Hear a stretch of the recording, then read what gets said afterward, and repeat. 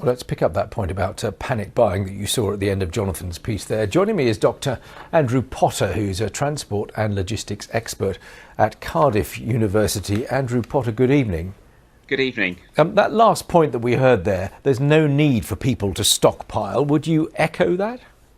Indeed, yes, I would. I mean, supply chains will end up filling up the shelves again, and there's no problem on the production side. So for now, I'd very much encourage people to not bother with stockpiling. I suppose one point is that when you see an empty shelf in a supermarket, you kind of think you're missing something and ought to act upon it, don't you? Exactly. I think, like I said, there will be people who are genuinely feeling they need to stockpile. But beyond that, you've then got people who just react to the fact there's an empty shelf and look at trying to stockpile themselves, which only compounds the problem, really. And they may be denying that particular item to somebody who's less able to get to the shops and do something about it. Exactly. I mean, there's a lot of old people who will be dependent upon perhaps one or two shops. And if they can't get to those shops, or they get there and there's nothing there, they potentially have a problem in terms of getting hold of the products that they need, like say the toilet roll, dried pasta, etc.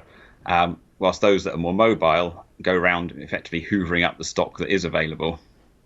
How nimble are supermarkets these days in responding to a sudden rush by the public to buy particular things?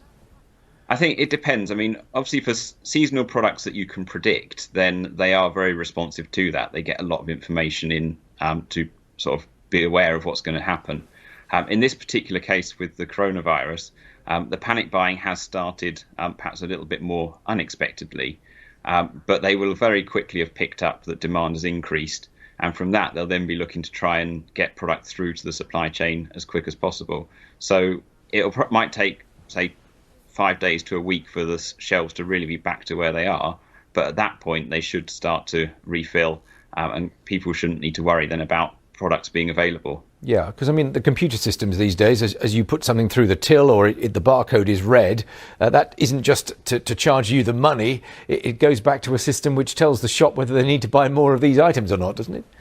Exactly. Like I say, every time we buy something, the barcode goes off to a central computer. And the forecasting that goes on is at a store level, at a product level, and effectively then at a UK-wide level. So that they've got very good idea, the retailers, as to how much demand is being placed across all the stores.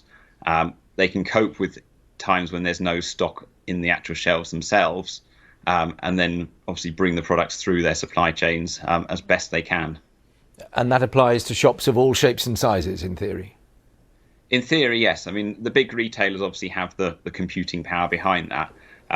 Smaller, for instance, like your corner shop, will be slightly more reliant upon things like wholesalers to have that product in stock as well.